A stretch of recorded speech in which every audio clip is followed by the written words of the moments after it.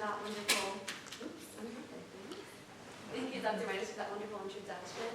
As she mentioned, my name is L.Smith, and I'm a behavioral neuroscience major here at St. Edward's University. And over the past few months, I have had the pleasure of working with Dr. Boyette-Davis in the School of Behavior and Social Sciences on the interplay of medical gaslighting and pain catastrophizing. So, medical gaslighting, I'd like to begin by defining it, as it is a new term. Medical gaslighting was termed in a recent study in 2022 on prolonged symptoms of COVID, or individuals who are experiencing prolonged symptoms of COVID. So what does this mean? This means that individuals were experiencing prolonged symptoms after no longer testing positive for COVID, such as fatigue, brain fog, and respiratory issues. This meant that they were seeing several doctors, if not several specialists, in regards to their prolonged symptoms, and over time they were told that it was an oddity for them to be feeling the way that they feel so long after not testing positive for the COVID-19 virus. And as we all know, no one wants to experience those symptoms longer than you have to. And so generally medical gaslighting means that you have had an interaction with a medical provider that's characterized by invalidation, dismissal of your symptoms, and overall just inadequate medical care that lead you to doubt your own perception of reality, of your health. And on a personal level, this can mean dealing with severe gastrointestinal symptoms for every day of your life and not being able to consume 90% of foods, and it becoming debilitating, so much so that after seeing about 8 doctors in the span of 3 years, you begin to suffer debilitation physically, but not only physically, mentally, and it leads to things like pain catastrophizing. So pain catastrophizing is a psychological phenomenon that refers to when an individual experiences exaggerated fear of and preoccupation with pain. And pain catastrophizing can be measured with the 3 following very important subcomponents.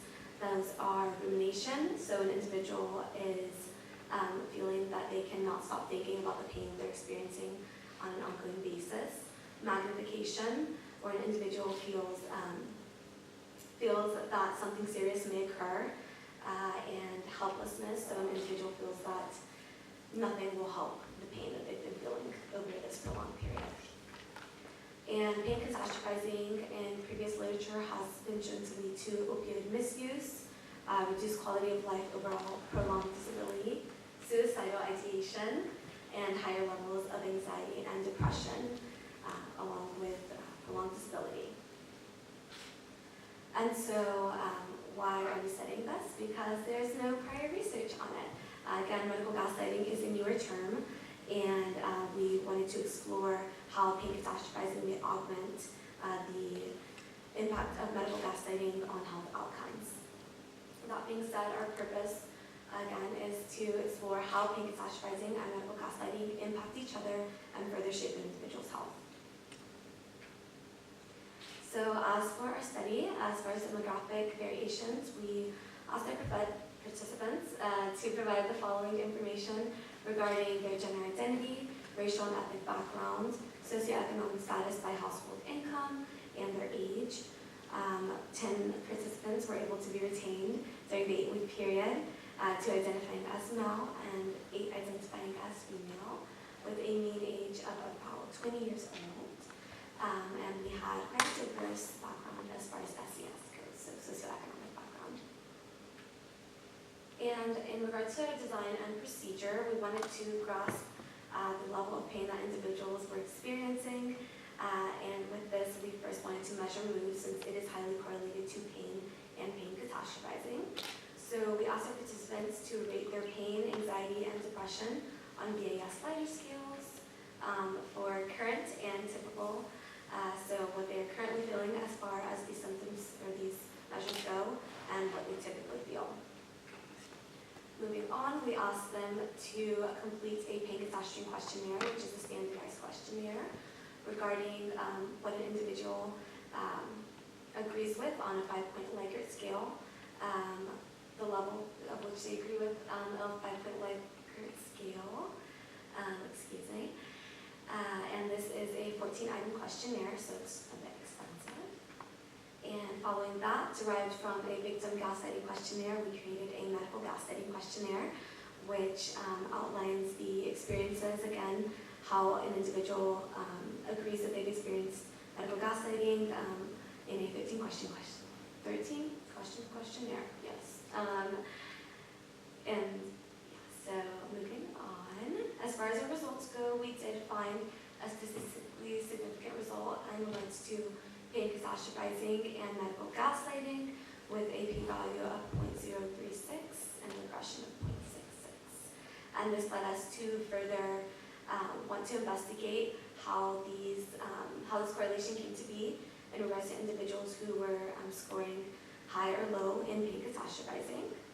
So we ran an independent t-test, and we found that individuals who were exhibiting higher levels of pain catastrophizing were also exhibiting higher levels of, or have had experienced higher levels of medical gaslighting than those who experienced low pain catastrophizing having exhibited lower scores in medical gaslighting.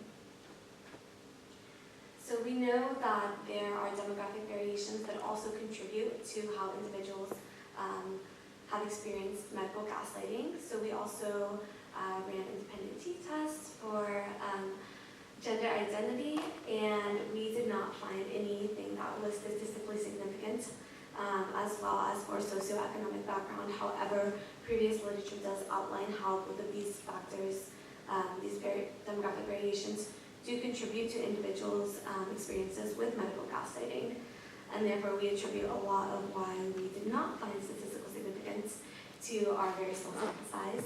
However, we do plan on expanding in the future. And overall, those classified as having high pain catastrophizing exhibited the highest scores of medical gaslighting.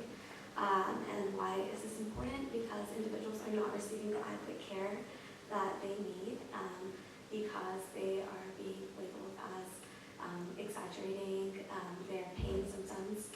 However, it may just be that there's not research, or that it's being exacerbated by their medical providers in one way or another, which is why we did our research. And individuals experience these amplified pain experiences, psychological distress, and over time can lead to very negative health outcomes. As far as limitations, we have a very small sample size, so we do plan on continuing our research into the fall semester, hoping to pick up a lot more participants as there are more individuals on campus and in town, since a lot of people come vacation in the summer. As far as my acknowledgements, I'd like to thank Dr. Jessica Boyette-Davis. It's been such a pleasure working with her, and I am excited to continue working with her into the fall. The McNair Scholars Program for funding my research and making this all possible. Dr. Molly Minus, she's mentored me as well throughout this process. Dora Perez, Corey Langford, Pedro Berlanga, and my McNair cohort, as you have all helped me throughout my research journey and just navigating it throughout this summer and in this spring semester, so thank you all. And that is all. Thank you all for listening to me today.